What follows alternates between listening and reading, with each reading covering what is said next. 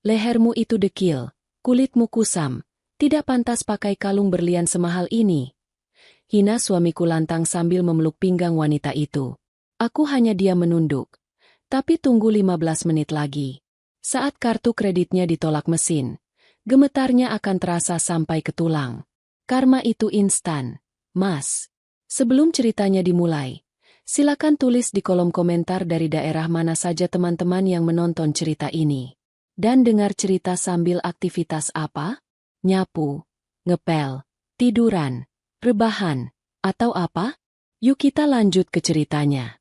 Udara dingin dari pendingin ruangan di toko perhiasan mewah itu menusuk hingga ke tulang sumsumku.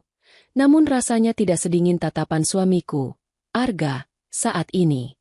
Cahaya lampu kristal yang menggantung di langit-langit memantul indah pada deretan etalase kaca, menciptakan kilauan menyilaukan dari ratusan berlian dan emas permata yang terpajang di sana. Harum pewangi ruangan beraroma melati bercampur dengan aroma uang dan kemewahan yang kental.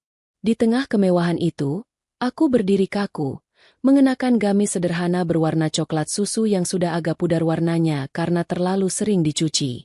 Penampilanku sangat kontras dengan wanita yang kini berdiri manja di samping suamiku. Wanita itu bernama Bella. Dia mengenakan gaun merah menyala yang memamerkan bahu mulusnya. Rambutnya ditata ikal sempurna seolah baru saja keluar dari salon mahal, dan aroma parfumnya begitu menyengat hingga membuat kepalaku sedikit pening. Tangannya yang berkuteks merah menggelayut manja di lengan Arga, suamiku yang sah. Arga tersenyum lebar, senyum yang dulu selalu ia berikan padaku. Kini ia obral murah untuk wanita simpanannya di depan mataku sendiri. Arga memperkenalkan Bella pada staf toko sebagai rekan bisnis prioritas. Tapi siapapun yang punya mata bisa melihat bahwa tidak ada rekan bisnis yang saling berbisik mesra dan membetulkan letak rah baju dengan sentuhan sedemikian intim. Mas, yang ini bagus enggak? Tanya Bella dengan suara dibuat-buat manja, menunjuk sebuah kalung berlian dengan liontin berbentuk tetesan air mata yang sangat besar. Matanya berbinar tamak melihat kilauan batu mulia itu. Arga mengangguk antusias, mengeluarkan aura sok kaya yang belakangan ini makin menjadi-jadi. Bagus, Bel. Sangat elegan. Cocok sekali dengan kulitmu yang putih bersih. Coba dipakai. Seorang staf toko wanita dengan seragam rapi segera mengeluarkan kalung tersebut dengan hati-hati, menggunakan sarung tangan bludru. Bella memutar tubuhnya, membelakangi Arga, meminta suamiku itu memakaikan kalung tersebut ke leher jenjangnya. Aku hanya bisa menelan ludah yang terasa pahit. Dadaku sesak. Seolah ada batu besar yang menghimpit paru-paruku. Bukan karena aku menginginkan kalung itu, tapi karena perlakuan Arga yang begitu terang-terangan menginjak harga diriku. Dia menyeretku ke sini dengan alasan ada pertemuan mendadak dan aku harus ikut. Tapi nyatanya aku hanya dijadikan penonton kemesraan mereka. Saat Arga selesai mengaitkan kalung itu, Bella berputar menghadap cermin besar. Dia mematut diri, tersenyum puas. Lalu, matanya melirik ke arahku lewat pantulan cermin dengan tatapan mengejek. Mbak Yasmin, panggil Bella dengan nada yang terdengar manis tapi berbisa. Coba deh lihat cincin yang di ujung sana. Siapa tahu Mas Arga mau belikan yang kecil-kecilan buat Mbak. Kasihan kan kalau pulang tangan kosong. Arga menoleh padaku dengan wajah masam, seolah keberadaanku adalah noda di tengah pemandangan indah ini. Aku memberanikan diri melangkah mendekat. Mataku tertuju pada sebuah cincin berlian minimalis yang sebenarnya manis. Tanganku terulur hendak menunjuk cincin itu, hanya sekadar ingin melihat. Namun, belum sempat ujung jariku menyentuh kaca etalase, tangan kekar Arga menepis tanganku dengan kasar. Plah! Suaranya cukup keras hingga beberapa pengunjung lain menoleh. Jangan mimpi, bentak Arga. Suaranya tidak ia pelankan sedikit pun. Wajahnya merah pada menahan amarah yang tidak beralasan. Kamu ngaca dong, Yasmin. Lihat penampilanmu. Leher dekil, kulit kusam, tangan kasar begitu. Kamu itu nggak pantas pakai perhiasan mahal.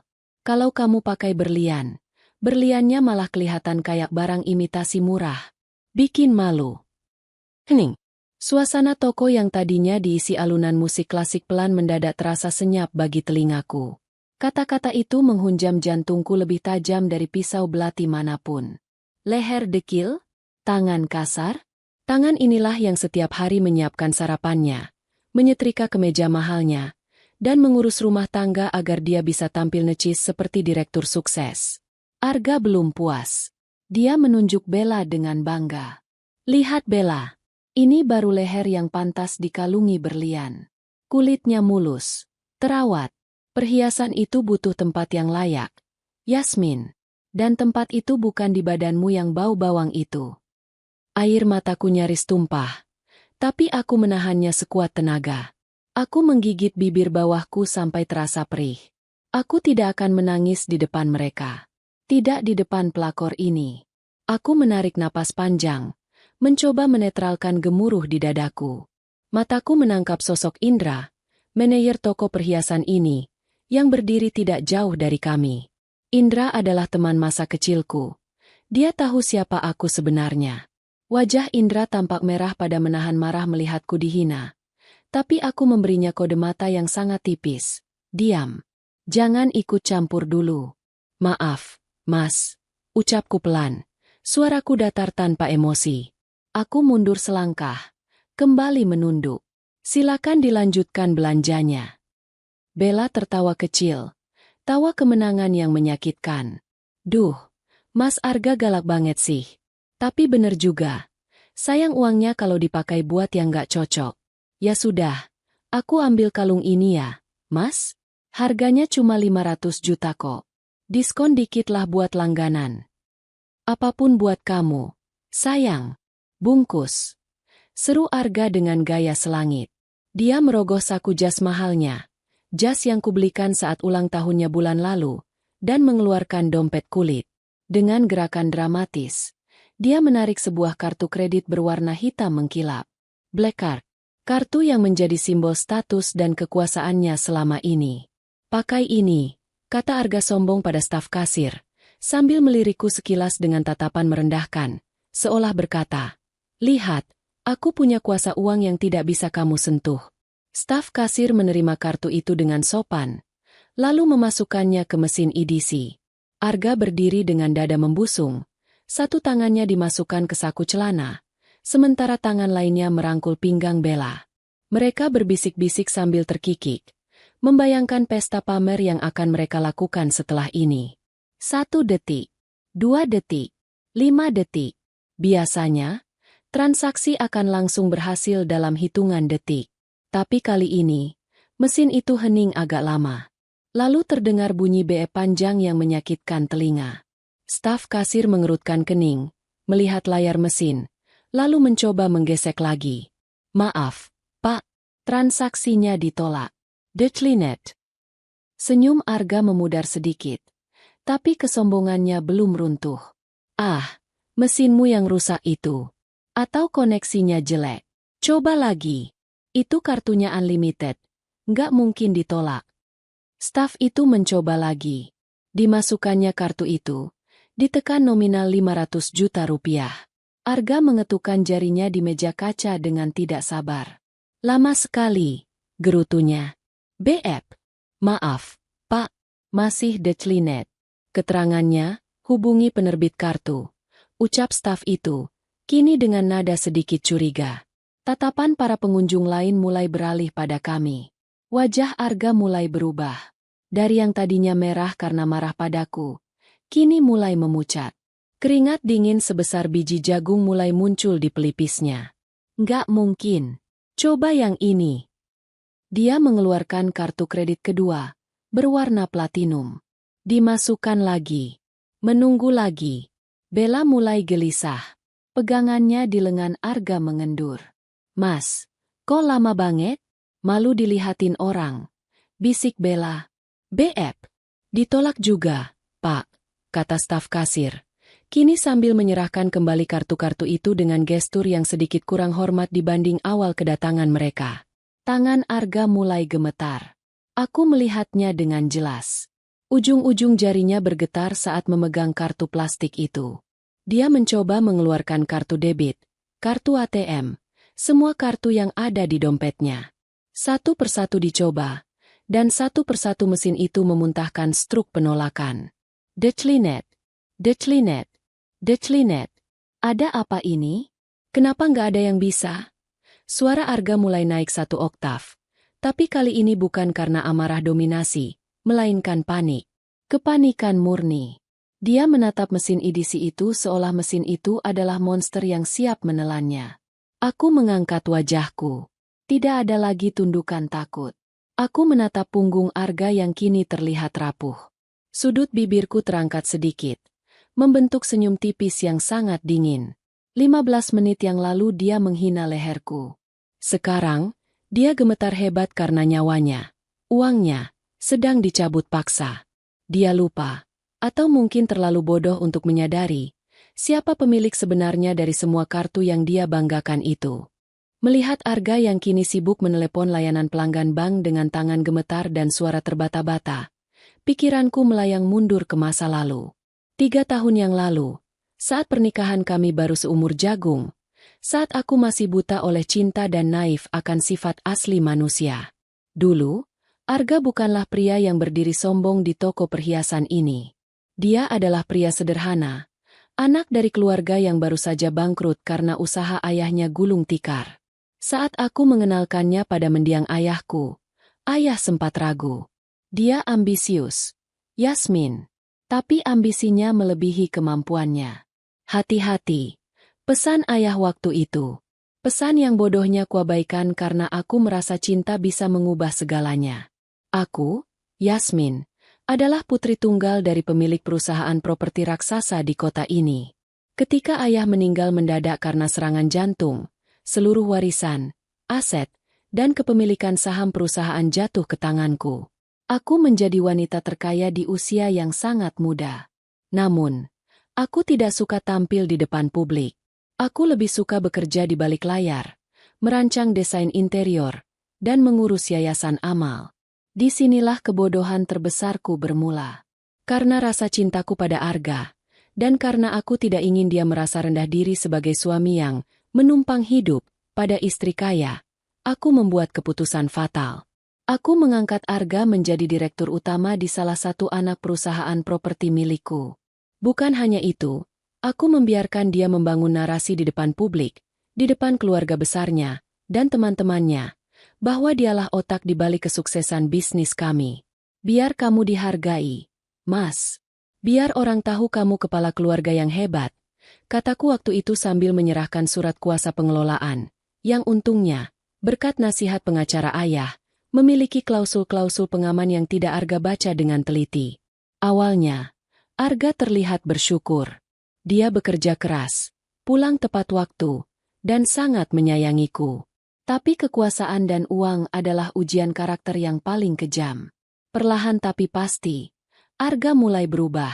Pujian dari kolega, sorotan media lokal yang menyebutnya pengusaha muda berbakat, dan rasa hormat dari keluarga besarnya membuatnya lupa daratan. Dia mulai percaya pada kebohongannya sendiri. Dia mulai merasa bahwa perusahaan itu maju karena kehebatannya, bukan karena modal tak terbatas dan koneksi bisnis yang sudah dibangun ayahku selama puluhan tahun. Lalu masuklah peran Ibu Lestari, ibu mertuaku. Wanita yang dulu memohon-mohon agar aku menerima anaknya, kini menjadi kompor yang paling panas. Setiap kali ada acara keluarga, Ibu Lestari selalu berkata dengan suara keras, "Untungnya Yasmin dapat Arga.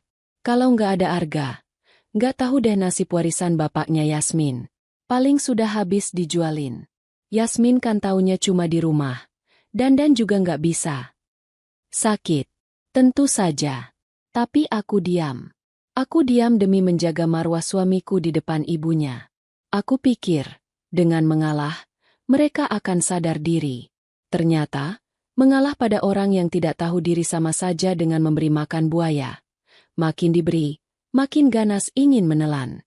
Puncak dari semua ini adalah kebohongan finansial yang mulai Arga lakukan setahun terakhir. Dia mulai membatasi aksesku pada uang tunai.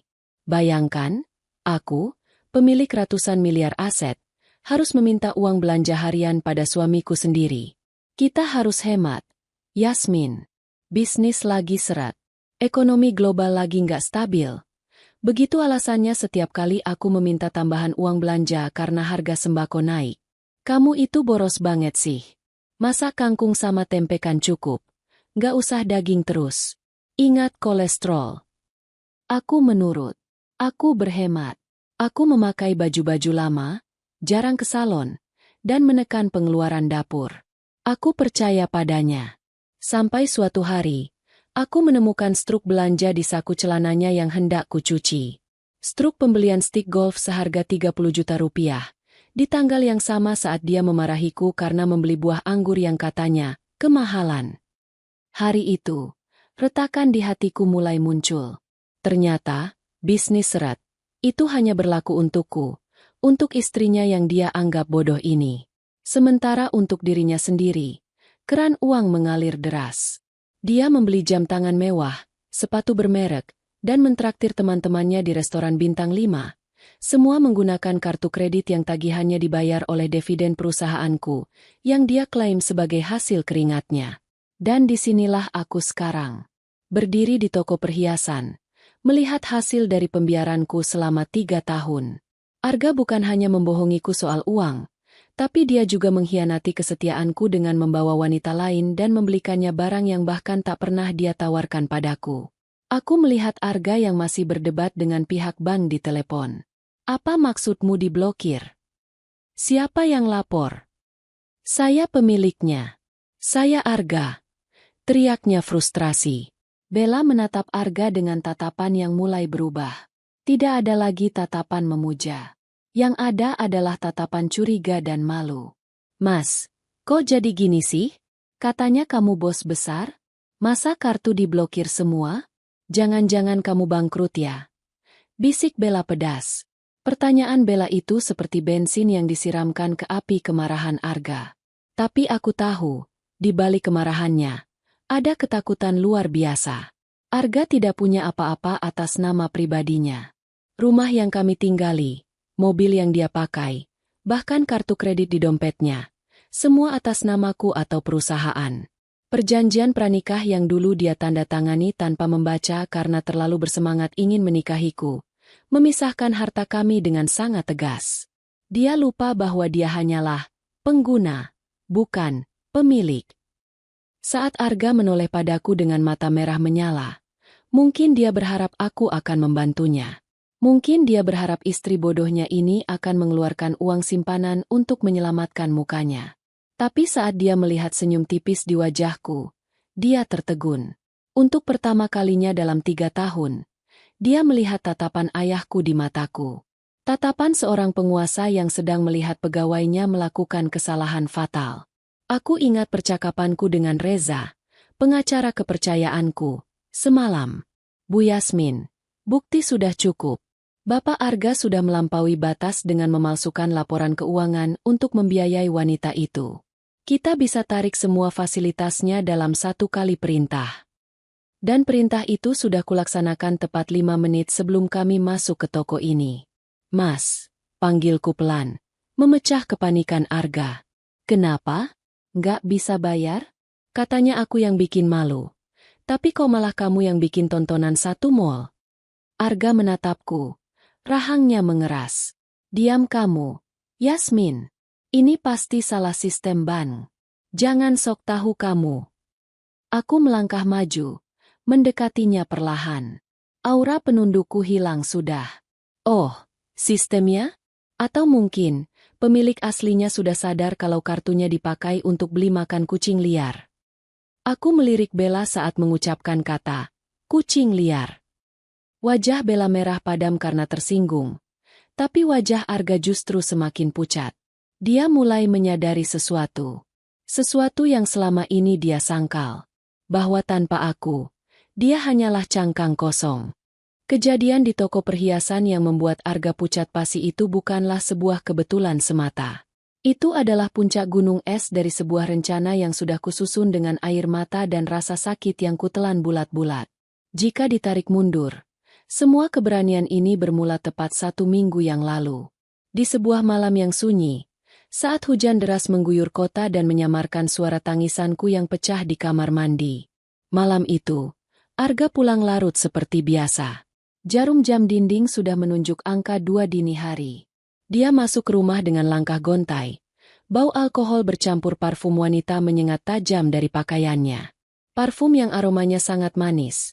Berbeda jauh dengan aroma sabun bayi atau minyak telon yang biasa kucium dari tubuhku sendiri setelah seharian mengurus rumah. Arga bahkan tidak menatapku yang menunggunya di sofa ruang tengah. Dia hanya melempar jas kerjanya ke sembarang arah, melepas dasinya dengan kasar, dan langsung menuju kamar tidur tanpa sepatah kata pun. Tidak ada kecupan di kening, tidak ada pertanyaan, bagaimana harimu?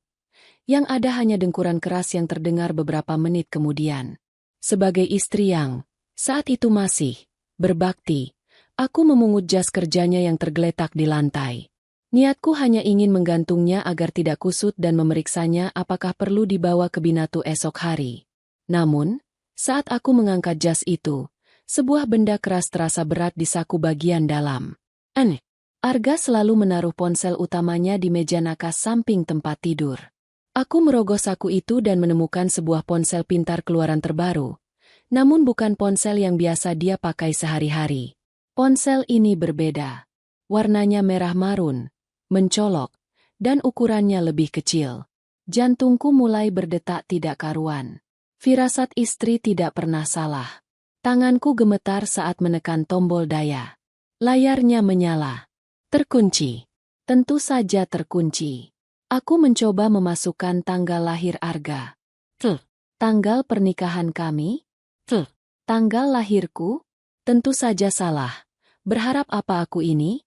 Aku hampir menyerah dan hendak mengembalikan ponsel itu, ketika sebuah notifikasi pesan masuk muncul di layar yang menyala redup itu. Beb, besok jadikan transfer buat DP apartemennya? Si nenek lampir itu nggak curiga kan? Darahku berdesir hebat. Nenek lampir. Itulah panggilanku di dunia mereka. Aku menahan napas. Otakku berputar cepat. Aku teringat Arga pernah bercerita dengan bangga tentang kombinasi angka keberuntungannya yang baru, gabungan tanggal lahir ibunya dan angka mobil pertamanya. Dengan jari yang dingin sedingin es, aku mencoba kombinasi itu. Klik. Terbuka. Dunia di sekelilingku rasanya runtuh seketika.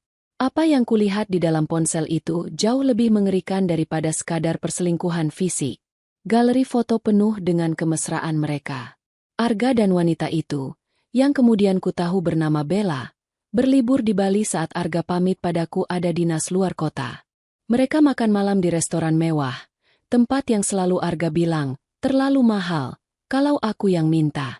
Ada juga foto hasil USG janin. Foto itu dikirim Bella dengan caption, "Anak kita makin kuat, Mas. Dia butuh rumah yang layak, bukan kontrakan." Kakiku lemas. Aku merosot duduk di lantai yang dingin. Jadi, Arga selingkuh dan wanita itu hamil? Tapi rasa sakitku berubah menjadi horor saat aku membuka aplikasi pesan singkat dan membaca percakapan mereka lebih dalam. Ternyata, pengkhianatan ini bukan cuma soal hati, tapi soal harta dan darah dagingku sendiri. Aku membaca sebuah percakapan tertanggal 2 hari yang lalu. Arga. Tenang sayang. Sertifikat villa warisan bapaknya Yasmin di puncak itu sudah aku pegang. Aku sudah nemu orang yang bisa palsuin tanda tangan Yasmin. Mirip banget. Nggak bakal ketahuan notaris. Kalau itu laku minggu depan, kita bisa beli pentosmu tunai. Bella. Makasih mas sayang. Terus si Yasmin gimana? Arga. Biarin aja. Nanti kalau asetnya udah habis aku jualin pelan-pelan. Baru aku cerai. Biar dia jadi gembel sekalian. Lagian aku udah muak lihat muka dia yang sok suci itu. Ibuku juga udah setuju kok. Air mataku yang tadi mengalir deras mendadak berhenti. Kering. Rasa sedih yang menyayat hati itu tiba-tiba menguap. Digantikan oleh sesuatu yang panas dan membara di dada. Bukan. Ini bukan sekadar marah. Ini murka. Jadi selama ini, Arga bukan hanya menduakan aku. Dia, bersama ibunya, berencana memiskinkanku. Mereka ingin merampok warisan ayahku, memalsukan tanda tanganku, dan membuangku setelah aku tak punya apa-apa. Villa di puncak itu adalah tempat kesayangan almarhum ayah. Tempat di mana ayah menghabiskan masa pensiunnya sebelum meninggal. Dan Arga, laki-laki yang diangkat derajatnya oleh ayahku, Hendak menjualnya demi membelikan penthouse untuk wanita simpanannya? Malam itu, di lantai ruang tamu yang dingin, Yasmin yang lugu dan penurut telah mati. Aku segera mengambil ponsel pribadiku. Dengan tangan yang kini tak lagi gemetar tapi bergerak taktis, memotret semua bukti chat itu. Aku memotret foto USG itu, memotret rencana jahat mereka tentang pemalsuan dokumen, dan mengirimkan semua buktinya ke email rahasiaku yang tidak diketahui Arga. Aku juga mencatat nomor rekening Bella yang tertera di sana, tempat Arga sering mentransfer uang, perusahaan, yang sebenarnya adalah uangku. Saat aku mengembalikan ponsel itu ke saku jas Arga, aku menyadari satu hal fatal yang dilupakan suamiku. Satu kelemahan besar yang akan menjadi senjata pemungkas. Arga lupa bahwa kami memiliki perjanjian pranikah yang sangat ketat. Ayahku yang visioner memaksa kami menandatanganinya dulu. Dalam perjanjian itu tertulis jelas, segala aset yang diperoleh dari warisan dan pengembangan modal istri, tetap menjadi milik istri sepenuhnya. Suami tidak memiliki hak kepemilikan, hanya hak pakai selama pernikahan berlangsung. Dan yang lebih fatal lagi, Arga lupa bahwa jabatannya sebagai direktur utama di perusahaanku hanyalah jabatan profesional. Dia bukan pemilik saham. Satu lembar pun tidak. Aku memegang 98% saham perusahaan, dan sisanya milik sepupuku. Artinya, aku bisa memecatnya kapan saja. Aku bisa mencabut semua fasilitasnya kapan saja. Kamu mau main api, Mas? Bisikku lirih di kegelapan malam, menatap pintu kamar tempat Arga tidur nyenyak. Baik, aku akan jadi bensinnya. Tapi ingat, saat api ini membesar, bukan aku yang terbakar. Kamu yang akan hangus sampai jadi abu. Malam itu aku tidak tidur. Aku menghabiskan sisa malam dengan membuka laptop, mengecek seluruh saldo rekening, status kartu kredit, dan kepemilikan aset. Benar saja, Arga sudah mulai menggerogoti dana operasional perusahaan. Tapi dia bodoh. Dia pikir aku tidak pernah mengecek audit. Besok, dia akan tahu akibatnya. Pagi itu, matahari bersinar terik, seolah mendukung semangat baruku. Wajahku memang terlihat lelah karena kurang tidur, tapi mataku menyala tajam. Arga sudah berangkat kerja dengan terburu-buru, bahkan tanpa sarapan, karena dia bilang ada rapat penting pagi-pagi. Yang aku tahu sebenarnya adalah janji temu sarapan dengan Bella. Begitu mobil Arga keluar dari gerbang, aku segera bersiap. Bukan dengan daster kumal seperti biasa. Aku mandi, mengenakan pakaian kerjaku yang dulu sering kupakai sebelum menikah.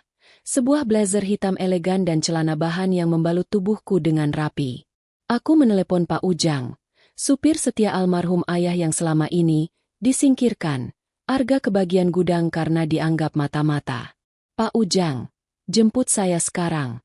Pakai mobil Alphard yang di garasi belakang, yang jarang dipakai itu. Kita ke kantor Reza. Perintahku tegas. 1 jam kemudian, aku sudah duduk di ruangan Reza, pengacara kepercayaan keluarga kami. Reza adalah pria seumuran Arga, tapi dengan integritas yang jauh berbeda. Dia menatapku dengan prihatin saat aku meletakkan tumpukan bukti foto hasil cetakan dari ponsel rahasia Arga di atas mejanya. Reza membolak-balik halaman bukti itu. Keningnya berkerut dalam, rahangnya mengeras. Gila, gumam Reza. Ini sudah masuk ranah pidana. Yasmin, pemalsuan dokumen, penggelapan dana perusahaan, perzinahan. Kita bisa memenjarakannya hari ini juga kalau kamu mau. Penjara terlalu enak buat dia, Za. Jawabku dingin. Aku menyeruput teh hangat yang disuguhkan sekretaris Reza. Aku mau dia merasakan jatuh dari tempat setinggi-tingginya. Dia merasa dia raja. Dia merasa dia kaya raya dan bisa menginjak-injak aku. Aku mau hancurkan mentalnya dulu, baru fisiknya. Reza mengangguk mengerti. Dia membuka laptopnya. Baik. Sesuai instruksimu di telepon, aku sudah siapkan draft RUPS luar biasa. Sebagai pemegang saham mayoritas, kamu punya hak mutlak. Surat pemecatan tidak hormat Arga sudah siap. Tinggal kamu tanda tangan. Pembekuan aset juga sudah siap. Begitu kamu kasih kode, aku akan eksekusi ke bank. Tunggu dulu, kataku sambil tersenyum tipis. Jangan diblokir sekarang. Biarkan dia merasa di atas angin dulu. Nanti siang, dia mau membawaku ke toko perhiasan. Dia mau membelikan selingkuhannya berlian di depan mataku, sekalian mempermalukanku. Bajingan, umpat Reza pelan. Justru itu momennya. Za, aku sudah hubungi Indra. Indra adalah manajer toko perhiasan The Royal Diamond, toko paling bergengsi di kota ini, dan kebetulan juga sahabatku semasa kuliah. Indra sudah kuberitahu garis besar rencananya. Indra akan melayani Arga Bak Raja. Dia akan membiarkan Arga memilih barang paling mahal. Biarkan Arga merasa bangga bisa pamer di depan pelakor itu. Nah, saat Arga gesek kartu, aku menatap Reza tajam. Di detik itulah, aku mau kamu dan pihak ban memutus aksesnya. Matikan semua limitnya. Nolkan saldonya. Reza tersenyum. Senyum seorang predator yang siap menerkam. Sadis. Aku suka. Jadi, skenarionya adalah public humiliation. Tepat. Biar dia malu di depan umum, di depan staf toko, dan di depan selingkuhannya. Setelah dia panik dan kartunya ditolak, barulah kamu masuk bawa bukti-bukti ini. Kita habisi dia di sana. Setelah menyusun strategi hukum dengan Reza, aku kembali ke rumah sebelum jam makan siang. Aku berganti pakaian lagi, kembali menjadi Yasmin yang dekil. Aku memakai gamis coklat susu yang sudah agak pudar warnanya. Aku bahkan sengaja tidak memakai bedak, membiarkan wajahku terlihat kusam.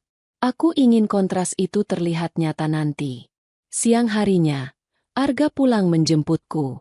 Dia membunyikan klakson mobil berkali-kali dengan tidak sabar. Yasmin, buruan. Lelet banget sih jadi orang. Teriaknya dari dalam mobil. Aku keluar rumah dengan langkah tergopoh-gopoh. Saat masuk ke dalam mobil mewahnya, mobil yang dibeli pakai uang dividenku, aku mencium aroma parfum Bella yang sangat kuat di jok mobil. Kita mau kemana, Mas? Tanyaku polos. Ada acara. Kamu diam aja nanti. Gak usah banyak omong. Jangan bikin malu. Baju kamu itu. Aduh, gak ada yang bagusan dikit apa? Kayak pembantu mau ke pasar. Hina Arga sambil melirik jijik ke arahku. Maaf, Mas. Kan uang belanjanya pas-pasan. Gak cukup buat beli baju baru. Jawabku pelan, menyindir halusnya. Alah, alasan. Kamu aja yang gak pinter ngatur duit. Sergah Arga. Dia memacu mobil dengan kencang. Sepanjang perjalanan, dia bersenandung riang. Sesekali mengecek ponselnya sambil tersenyum-senyum. Dia tidak tahu, di saku gamisku, ponselku sedang terhubung dengan aplikasi mobile banking prioritas. Di layar ponselku, tertera daftar semua kartu kredit yang dipegang Arga. Ada kartu hitam, limit 1 miliar, kartu platinum, limit 500 juta, dan beberapa kartu lainnya. Semuanya berstatus aktif. Di sebelahnya ada tombol kecil berwarna merah bertuliskan, blokir sementara. Jariku melayang di atas tombol itu. Sabar, Yasmin. Tunggu sampai dia ada di puncak kebanggaannya. Nanti di sana ada rekan bisnisku. Namanya Bella. Kamu harus hormat sama dia. Dia wanita karir, sukses, cantik, pinter ngerawat diri. Nggak kayak kamu. Contoh dia biar kamu nggak kampungan. Oceh Arga lagi saat mobil mulai memasuki area parkir mal mewah. Iya, Mas. Aku akan belajar banyak dari Mbak Bella. Jawabku. Dalam hati aku menambahkan. Belajar cara menjadi penipu dan pencuri yang gagal. Kami turun di lobi. Arga berjalan mendahuluiku. Enggan berjalan bersisian denganku. Dia melangkah gagah masuk ke dalam toko perhiasan The Royal Diamond. Di sana, Bella sudah menunggu dengan gaun merahnya, melambai manja. Pertunjukan dimulai. Indra menyambut kami di depan pintu, membungkuk hormat pada Arga, seperti instruksiku. Selamat datang, Pak Arga. Bu Bella. Silakan, koleksi terbaru sudah kami siapkan. Indra melirikku sekilas, matanya mengirim sinyal. Semua siap, bos. Aku berdiri di pojokan, melihat drama menjijikan itu berlangsung. Melihat Arga memakaikan kalung. mendengar hinaan Arga tentang leherku. Hingga akhirnya momen itu tiba. Momen di mana Arga mengeluarkan kartu hitamnya dengan gaya paling sombong sedunia. Pakai ini. Staf kasir menerima kartu itu. Aku merogoh saku gamisku, membuka kunci layar ponsel, dan dengan satu gerakan jempol yang mantap, aku menekan tombol blokir sementara pada kartu itu. Lalu dengan cepat aku menekan tombol yang sama untuk kartu kedua, ketiga, dan kartu debitnya. Processing request. Status kartu berubah menjadi blocked by cardholder. Detik berikutnya, bunyi BE panjang dari mesin EDC terdengar merdu di telingaku. Maaf, Pak, transaksinya ditolak.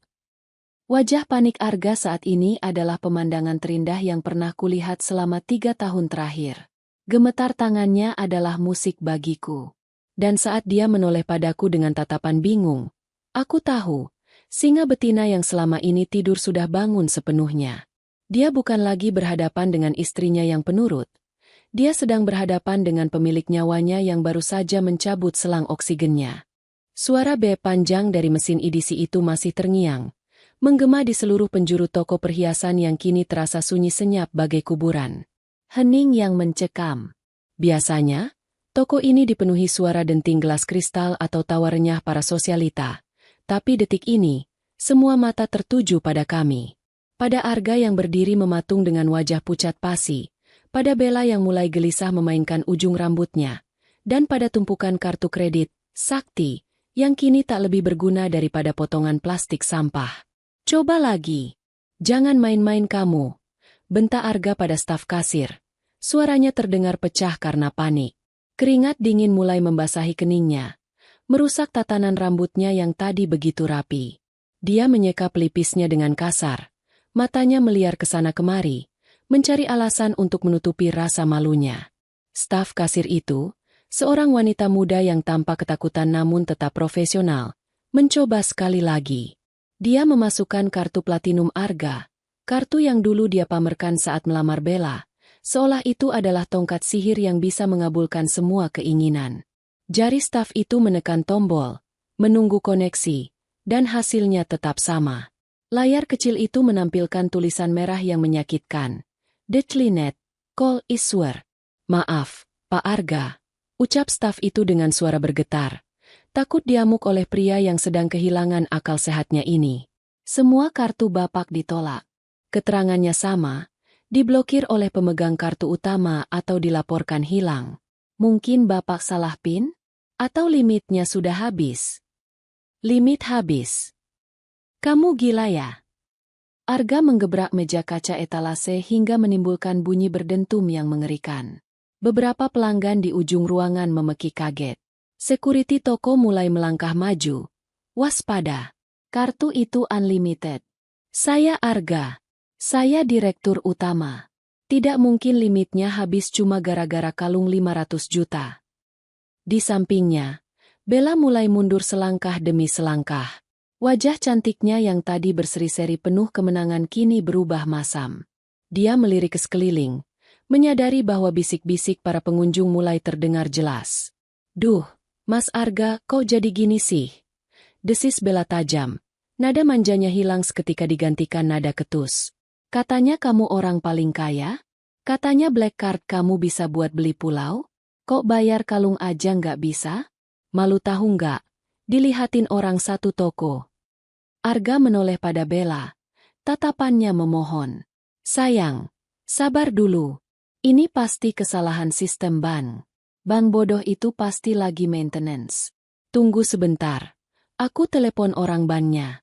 Aku bakal maki-maki mereka karena sudah mempermalukan aku di depan calon istriku. Kata, calon istri, yang keluar dari mulut Arga terasa seperti tamparan panas di pipiku. Tapi anehnya, hatiku sudah tak lagi sakit. Justru rasa geli yang muncul. Aku melihat Arga mengeluarkan ponselnya dengan tangan yang gemetar hebat. Begitu hebatnya getaran itu sampai dia 2 kali menjatuhkan ponselnya ke lantai marmer sebelum berhasil memegangnya dengan benar. Aku melangkah maju. Perlahan. Neng. Suara langkah kaki gamisku yang menyapu lantai terdengar kontras dengan napas Arga yang memburu. Aku berdiri tepat di sampingnya. menatap wajahnya yang kini penuh keringat. "Mas," panggilku lembut, tapi dengan intonasi yang dingin menusuk. Arga menoleh.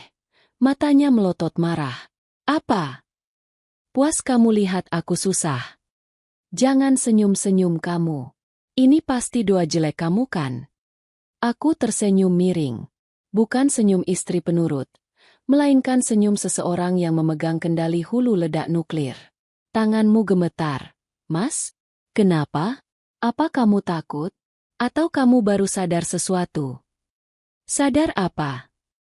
Diam kamu, wanita dekil," hardiknya, mencoba menutupi rasa takutnya dengan suara keras. "Kamu mau telepon bank?" Tanyaku santai sambil melipat kedua tangan di dada. "Silakan. Tapi percuma. Operator bank akan bilang hal yang sama dengan mesin itu. Kartu itu diblokir. Dan yang memblokirnya bukan sistem, bukan maintenance, dan bukan kesalahan teknis." Arga terdiam. Ponselnya masih menempel di telinga menunggu sambungan. Dia menatapku dengan kening berkerut. "Maksud kamu apa? Kamu lupa, Mas?" Aku melangkah lebih dekat, mencondongkan wajahku padanya, membiarkan dia melihat api yang menyala di mataku. "Siapa nama yang tertera di surat perjanjian pembukaan rekening itu? Siapa nama yang tanda tangan di aplikasi kartu kredit itu sebagai penjamin? Siapa pemilik aset yang dijadikan agunan untuk semua fasilitas mewah yang kamu nikmati 3 tahun ini?" Wajah Arga berubah dari merah padam menjadi seputih kertas. Rahangnya jatuh. Dia mulai menyadari kenyataan yang selama ini dia kubur dalam-dalam di bawah egonya. Itu atas nama perusahaan. Gagapnya. "Benar. Potongku cepat. Dan siapa pemilik 98% saham perusahaan? Siapa pemilik tunggal seluruh aset warisan yang menopang perusahaan itu? Kamu. Bukan. Kamu cuma pegawai. Mas. Kamu cuma direktur yang digaji. Dan semua fasilitas itu, mobil yang kamu bawa, jas yang kamu pakai, dan kartu yang kamu gesek untuk meratukan pelakor ini, semuanya adalah sedekah dari istrimu yang kamu hina lehernya dekil ini." "Bohong!" teriak Bella tiba-tiba, menyela pembicaraan kami. Dia menatapku sinis dari atas ke bawah. "Mas Arga bilang perusahaan itu dia yang bangun dari nol. Kamu cuma istri rumah tangga yang numpang hidup. Jangan ngaku-ngaku deh, Mbak. Udah jelek. Halu lagi." Aku tertawa kecil. Tawa yang membuat bulu kuduk berdiri. Aku tidak menjawab Bella, melainkan kembali menatap Arga. "Kasihan sekali wanitamu ini, Mas. Kamu membohongi dia juga? Kamu bilang kamu kaya raya hasil keringat sendiri? Padahal faktanya, tanpa tanda tanganku, kamu bahkan gak bisa beli bensin untuk pulang ke rumah." Tepat saat itu, sambungan telepon Arga diangkat oleh operator bank. Arga yang panik langsung menyalakan mode loudspeaker. Mungkin berharap operator itu akan membenarkan posisinya dan menyalahkan sistem, sehingga dia bisa membuktikan omonganku salah. "Halo, dengan layanan prioritas Bank Sentral, ada yang bisa dibantu?" Suara ramah operator terdengar jelas di ruangan yang sunyi itu. "Mbak, ini kartu saya kenapa ditolak semua? Saya Arga, nasabah VVIP. Kalian tahu nggak saya siapa? Buka blokirnya sekarang atau saya pindahkan semua uang saya ke bank lain." Ancam Arga dengan suara bergetar. Hening sejenak di ujung telepon. Terdengar suara ketikan keyboard. Lalu suara operator itu berubah menjadi lebih formal dan tegas. "Mohon maaf, Bapak Arga. Berdasarkan data kami, seluruh fasilitas kartu kredit dan akses rekening atas nama Bapak telah dibekukan permanen 10 menit yang lalu atas permintaan pemegang rekening utama, Ibu Yasmin. Laporan yang masuk adalah penyalahgunaan aset dan indikasi pencurian oleh pihak tambahan." Jedar. Jawaban operator itu bagaikan petir di siang bolong yang menyambar tepat di ubun-ubun Arga. Ponsel di tangannya terlepas. Jatuh menghantam lantai marmer dengan keras hingga layarnya retak. Arga mundur terhuyung, seolah baru saja dipukul telak di ulu hati. Kakinya lemas. Dia menabrak etalase di belakangnya untuk menahan tubuhnya agar tidak ambruk. Dia menatapku dengan tatapan horor. Tatapan seseorang yang melihat hantu. "Kamu." Suaranya hilang. "Ya, Aku. Jawabku tenang. Aku yang blokir. 15 menit yang lalu. Tepat saat kamu menghina leherku tak pantas pakai perhiasan. Asal kamu tahu, Mas, uang yang mau kamu pakai buat beli berlian pelakor itu adalah uangku. Uang istri yang kamu bilang kusam dan bau bawang. Ironis kan? Kamu mau terlihat gagah di depan selingkuhanmu pakai uang istri yang kamu injak-injak. Bella menjerit kecil, menutup mulutnya dengan tangan. Dia menatap Arga dengan tatapan jijik yang tak ditutup-tutupi. Fantasi hidup mewahnya hancur berkeping-keping dalam hitungan detik. Jadi selama ini kamu bohong, Mas? Mobil, rumah, uang itu punya istrimu semua. Arga tidak bisa menjawab. Mulutnya membuka menutup seperti ikan yang kehabisan oksigen. Harga dirinya hancur lebur di depan umum. Staf toko mulai berbisik-bisik. Beberapa pelanggan bahkan terang-terangan merekam kejadian ini dengan ponsel mereka. Arga, sang direktur arogan, kini telanjang tanpa jubah kebesarannya. Dia hanyalah seorang suami benalu yang tertangkap basah. Aku menikmati pemandangan ini. Setiap detik kepanikan di wajahnya membayar lunas setiap tetes air mata yang kucucurkan selama ini. Tapi ini belum selesai. Ini baru permulaan. Aku baru menghancurkan mainannya. Sekarang saatnya aku menghancurkan hidupnya. Rasa malu seringkali berubah menjadi amarah yang membabi buta pada orang yang tidak memiliki kedewasaan emosional. Arga adalah contoh sempurnanya.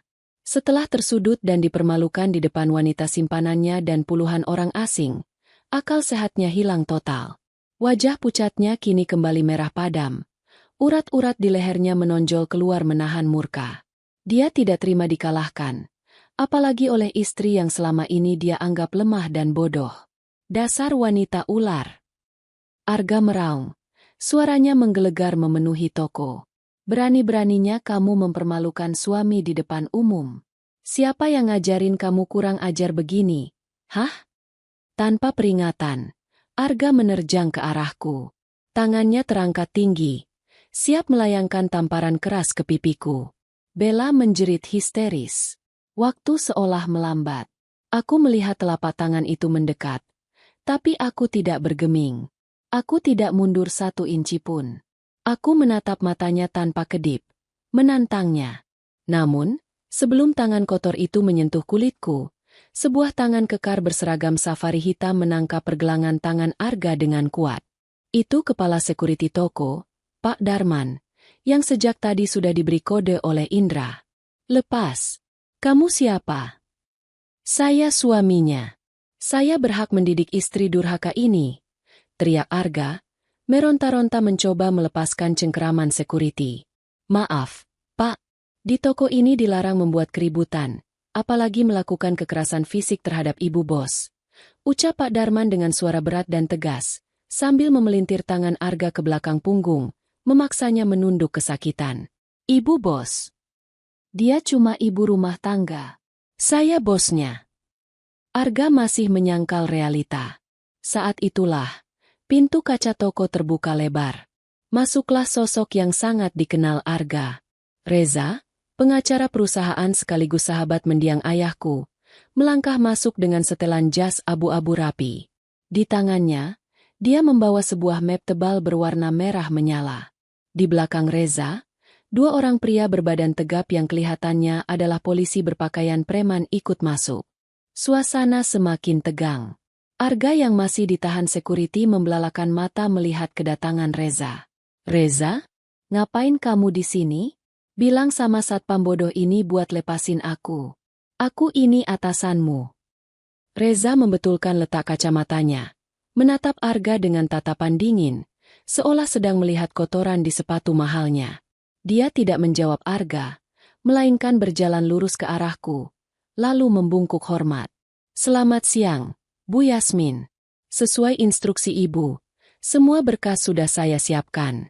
Apakah mau dieksekusi sekarang? Tanya Reza sopan. Silakan, Ja. Bacakan di depan mereka semua.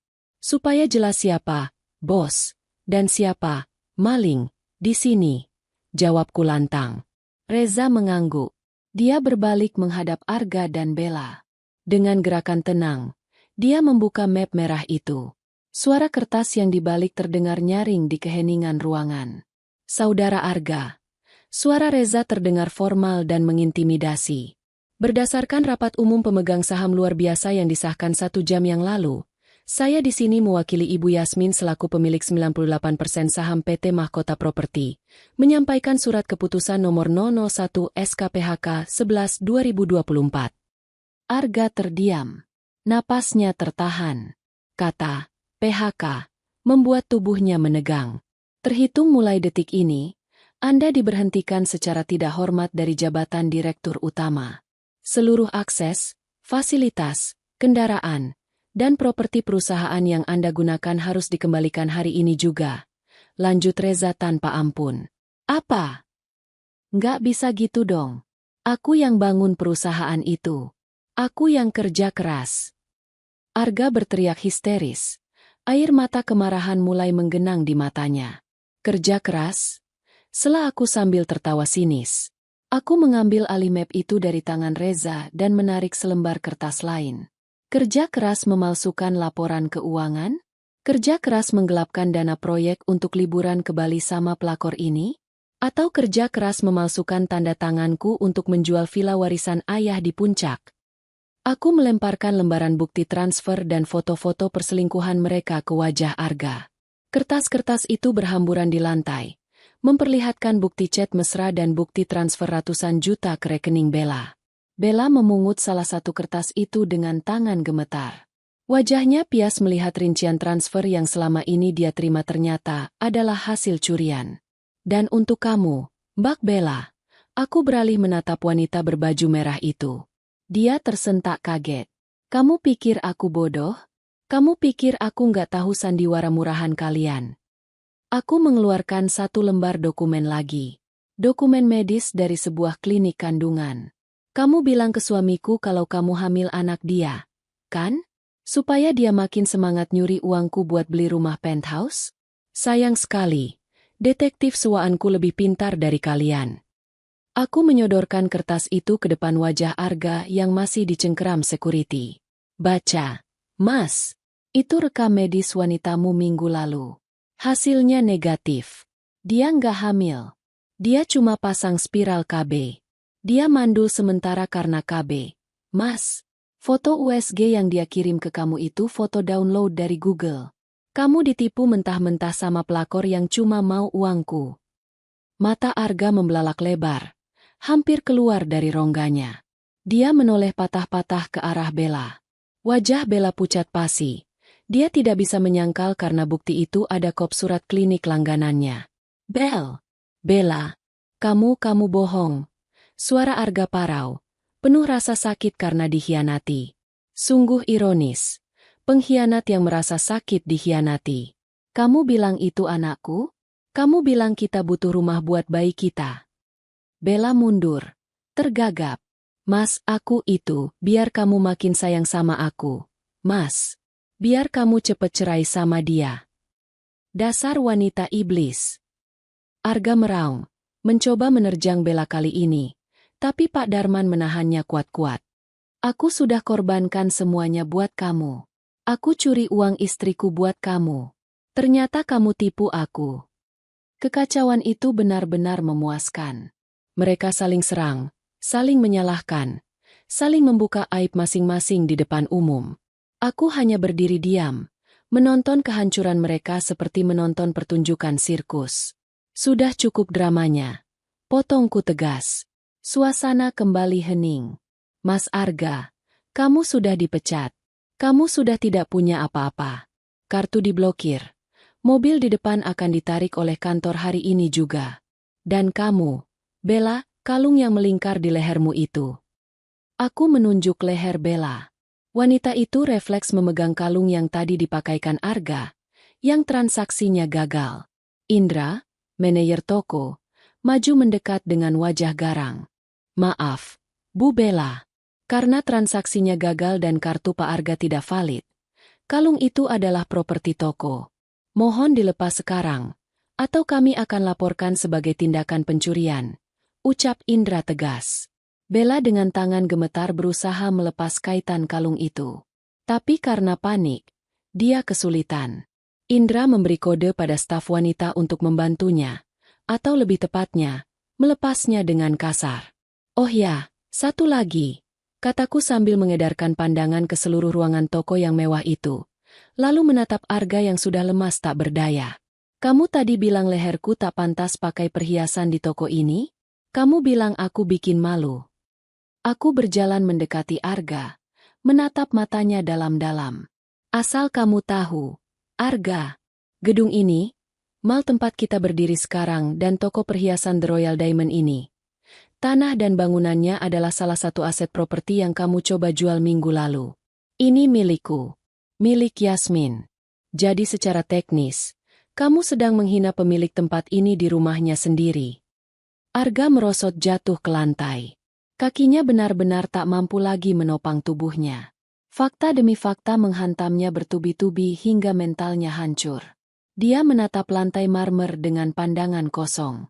Dia sadar, dia bukan hanya kehilangan uang, tapi dia sudah membangunkan raksasa tidur yang akan menginjaknya sampai rata dengan tanah. Reza, urus sisanya. Pastikan mereka keluar dari sini tanpa membawa 1 sen pun asetku. Dan pastikan surat gugatan cerai sampai di tangan Arga besok pagi. Perintahku sambil membalikan badan, bersiap meninggalkan sirkus menyedihkan itu. Aku melangkah keluar toko dengan kepala tegak. Di belakangku, terdengar suara Arga yang mulai menangis meraung-raung memanggil namaku, memohon ampun. Tapi telingaku sudah tuli untuk pengkhianat. Drama di dalam toko perhiasan itu belum mencapai puncaknya. Saat aku membalikan badan, berniat meninggalkan Arga yang bersimpuh di lantai dengan harga diri yang hancur lebur. Sebuah teriakan melengking yang sangat familiar terdengar dari arah pintu masuk. Suara itu, suara yang selama 3 tahun ini menjadi mimpi burukku. Suara yang selalu memaki setiap kali masakanku kurang asin atau setrikaan baju Arga kurang licin. Arga, anakku sayang. Ya ampun, kamu kenapa, nak? Itu Ibu Lestari. Ibu mertuaku datang dengan napas terengah-engah, menerobos kerumunan orang yang sedang menonton di depan toko. Rupanya, di tengah kepanikannya tadi saat kartu ditolak, Arga sempat menelepon ibunya, mengadu dan meminta bantuan, berharap ibunya bisa datang melabrakku seperti biasa. Ibu Lestari mengenakan kebaya encim yang terlihat mahal, yang aku tahu dibeli pakai uang arisanku yang diambil Arga diam-diam bulan lalu, dengan tas tangan bermerek menggelayut di lengannya. Melihat putranya yang dibanggakan berlutut di lantai sambil menangis, wajah Ibu Lestari merah padam. Dia langsung menghampiri Arga, memeluk kepalanya, lalu menatapku dengan mata melotot penuh kebencian. Yasmin, dasar istri durhaka. Kamu apakan suami kamu hah? Bentak Ibu Lestari. Suaranya menggelegar, membuat beberapa staf toko menutup telinga. Ibu sudah dengar semuanya dari Arga di telepon tadi. Kamu memblokir kartunya? Kamu mempermalukan dia di depan orang banyak? Istri macam apa kamu ini? Bukannya menutupi aib suami, malah mengumbar kejelekan. Aku berhenti melangkah. Perlahan, aku berbalik menghadap mereka. Dulu, jika Ibu Lestari membentakku seperti ini, aku akan langsung mencium tangannya, meminta maaf, dan menunduk takut. Tapi Yasmin yang itu sudah mati dibunuh oleh ketamakan mereka. Menutupi aib, Bu? Tanyaku tenang. Namun suaraku bergema tajam di ruangan itu. Aib yang mana? Aib anak ibu yang selingkuh dengan wanita itu? Aib anak ibu yang memalsukan tanda tangan saya untuk menjual warisan ayah saya? Atau aib anak ibu yang mengaku kaya raya padahal semua hartanya hasil mencuri dari istrinya? Ibu Lestari tertegun sejenak. Matanya melirik ke arah Bella yang berdiri gemetar di pojokan dengan riasan luntur. Namun, egonya terlalu tinggi untuk mengakui kesalahan. Bagi Ibu Lestari, Arga adalah raja yang tak pernah salah. Alah, jangan banyak alasan. Sergah Ibu Lestari sambil menunjuk wajahku dengan telunjuknya yang memakai cincin emas besar. Wajar kalau laki-laki cari hiburan di luar. Itu karena kamu yang gak becus ngurus suami. Kamu itu dekil, gak pinter dandan, membosankan. Wajar Arga cari yang lebih bening kayak Bella. Harusnya kamu ngaca, introspeksi diri, bukan malah mematikan rejeki suami. Kerumunan penonton terdengar mendesis kaget mendengar pembelaan tak masuk akal itu. Bisik-bisik yang menyebut, ibu gila, dan mertua dari neraka, mulai terdengar. Aku tertawa. Tawa yang kering dan hampa. Rejeki suami? Rejeki yang mana? Bu? Arga tidak punya rejeki. Dia hidup dari uang saya. Dan cincin emas yang ibu pakai itu. Tas bermerek di tangan ibu itu. Ibu pikir Arga membelinya pakai uang gajinya? Itu uang saya, Bu. Uang yang Arga ambil dari brankas rumah minggu lalu dengan alasan untuk biaya berobat ibu. Padahal ternyata untuk membelikan ibu perhiasan agar bisa pamer di arisan. Wajah Ibu Lestari pucat seketika. Dia refleks menyembunyikan tangannya di balik punggung. Ibu sama saja dengan anak ibu. Penipu. Lanjutku dingin. Aku menoleh ke arah Reza dan polisi yang masih berdiri siaga. Pak polisi, tolong catat. Cincin dan tas yang dipakai wanita tua itu juga termasuk aset yang digelapkan. Tolong disita sebagai barang bukti. Apa? Jangan sentuh saya. Ini punya saya. Ibu Lestari menjerit histeris saat seorang polisi wanita mendekat. Dia meronta-ronta persis seperti anaknya tadi. Arga, tolong ibu. Istrimu sudah gila. Dia mau memenjarakan ibumu. Arga mengangkat wajahnya yang basah oleh air mata dan ingus. Dia menatapku dengan pandangan memelas yang menyedihkan. Yasmin, tolonglah. Jangan ibu. Hukum aku saja. Tapi jangan ibu. Kita bisa bicarakan ini baik-baik di rumah. Aku janji akan berubah. Aku akan putusin Bella sekarang juga. Aku akan sujud di kakimu. Rumah? Potongku cepat. Rumah yang mana, Mas?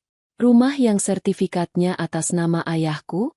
Mulai malam ini, rumah itu bukan tempatmu lagi. Aku berjalan mendekati mereka bertiga, suami pengkhianat, mertua tamak, dan pelakor penipu, yang kini terpojok di tengah toko mewah itu bagaikan tikus got yang tersesat di istana. Dengar baik-baik, ucapku lantang, memastikan semua orang di sana mendengar, termasuk kamera-kamera ponsel yang merekam. Mulai detik ini, kalian semua diusir. Jangan pernah injakan kaki kalian di rumah saya lagi. Barang-barang kalian akan saya minta satpam untuk kumpulkan di teras depan dalam kantong sampah plastik. Kalau lewat dari jam 12 malam kalian belum ambil, saya bakar semuanya. Yasmin, kamu nggak punya hati. Raung Bella yang akhirnya bersuara. Masih berusaha membela diri meski sudah kalah telak. Masa kamu tega biarin Mas Arga dan ibunya luntang-lantung? Tega. Aku menatap Bella tajam. Kamu punya hati saat merencanakan menjual villa warisan ayahku? Kamu punya hati saat membohongi suamiku dengan kehamilan palsu? Simpan air mata buayamu itu. Aku menoleh pada Indra. Endra, tolong pastikan mereka keluar dari mal ini tanpa membawa aset apapun yang dibeli pakai kartuku. Anting yang dipakai Bella, gelang yang dipakai Ibu Lestari, semuanya. Indra mengangguk tegas. Siap, Bu Yasmin. Security, tolong diamankan. Adegan selanjutnya adalah keributan yang memalukan. Ibu Lestari menangis meraung-raung saat polisi wanita melepas paksa cincin dan tasnya. Bella dipaksa melepas anting berliannya. Arga hanya bisa pasrah. Jiwanya sudah hancur. Mereka digiring keluar dari toko perhiasan itu dengan disoraki oleh para pengunjung mal. Pelakor. Maling. Dasar cowok mokondo. Makan tuh gaya. Mertua jahat. Rasain lo. Sorakan dan cemoohan itu mengiringi langkah gontai mereka keluar dari pintu kaca The Royal Diamond. Aku mengikuti mereka sampai ke lobi mal. Di sana, mobil dinas Arga, sebuah sedan mewah keluaran Eropa, sudah terparkir. Arga dengan refleks merogoh sakunya mencari kunci, hendak kabur dari rasa malu ini. Tapi tangannya kosong. Mencari ini, Mas? Tanyaku sambil mengangkat kunci mobil yang sudah ada di tanganku sejak tadi. Reza menyerahkannya padaku saat di dalam toko. Mobil ini aset perusahaan. Dan karena kamu sudah dipecat, kamu tidak berhak memakainya lagi. Terus kami pulang naik apa? Tanya Arga dengan suara bergetar, menatap nanar pada mobil yang selama ini menjadi simbol status sosialnya. Jalan kaki. Atau naik angkot. Bukannya kamu bilang mau hidup sederhana? Silakan nikmati kesederhanaan itu mulai sekarang. Jawabku sambil tersenyum manis. Yasmin, tega kamu. Bisik Ibu Lestari lemah. Kini bersandar pada Arga karena kakinya lemas. Ini belum seberapa dibandingkan sakit hati saya 3 tahun ini, Bu. Karma itu tidak pernah salah alamat. Dia cuma butuh waktu untuk sampai. Dan hari ini, paket karmanya sudah saya antarkan ekspres. Aku berbalik badan, meninggalkan mereka yang berdiri di trotoar lobi mal yang panas, menjadi tontonan orang-orang yang lalu lalang.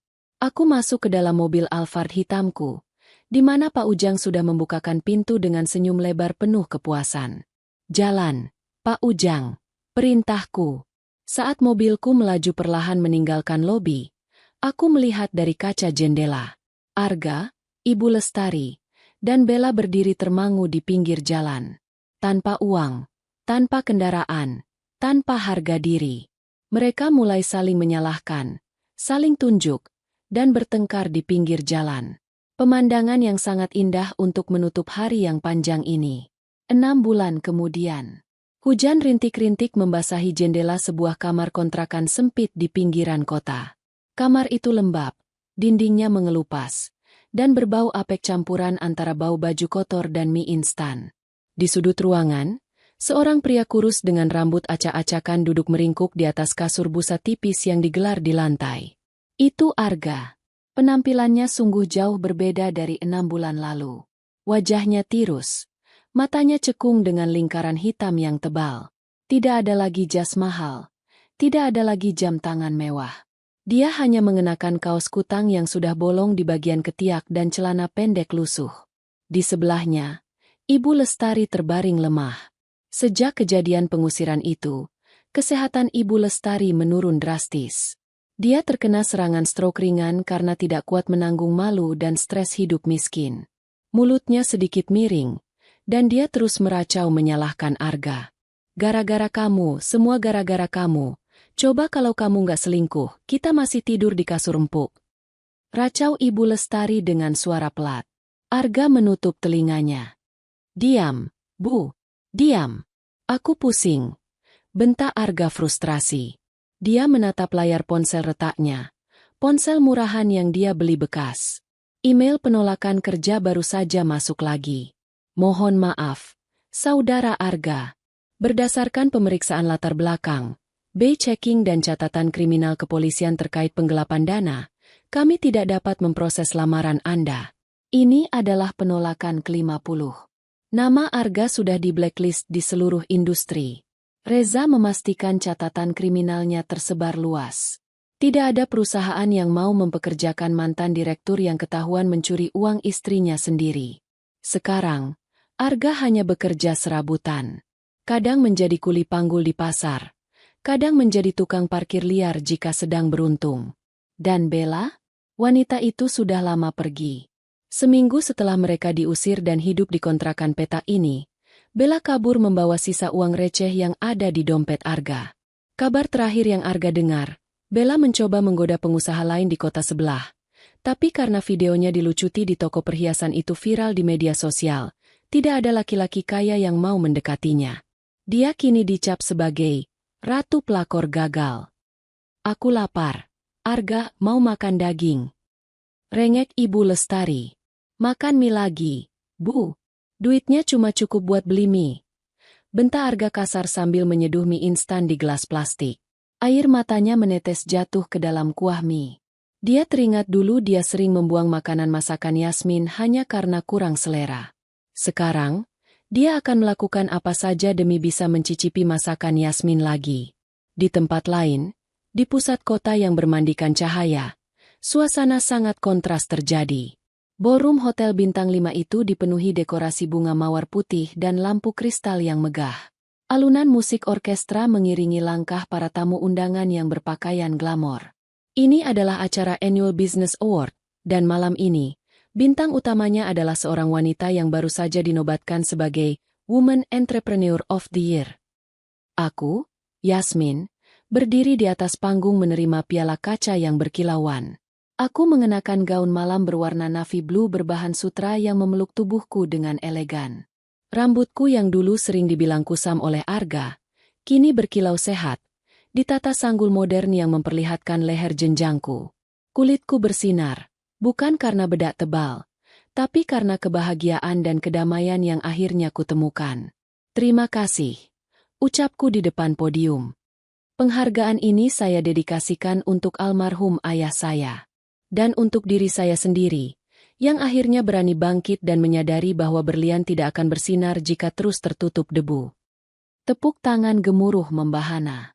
Aku turun dari panggung dengan senyum merekah. Di bawah panggung, Indra sudah menunggu dengan segelas champagne non-alkohol. Dia tersenyum bangga padaku. Indra bukan hanya manajer toko perhiasan lagi. Sekarang dia menjadi salah satu direktur kepercayaanku yang membantuku membersihkan perusahaan dari sisa-sisa kerusakan yang dibuat Arga. Selamat, Bu Bos. Pidato yang luar biasa. Puji Indra tulus. Terima kasih, Indra. Jangan panggil Bu Bos kalau di luar kantor. Jawabku sambil tertawarnya. Indra menatap leherku. Di sana, melingkar sebuah kalung berlian yang sangat indah. Bukan kalung norak berbentuk tetesan air mata besar yang dulu ingin dibeli Arga untuk Bella. Ini adalah kalung dengan desain angsa yang elegan, bertabur berlian murni yang kilaunya memukau siapa saja yang melihatnya. Kalung ini kuberi nama The Freedom, kebebasan. Kalung itu jauh lebih pantas dipakai di lehermu, Yasmin. Benar-benar bersinar.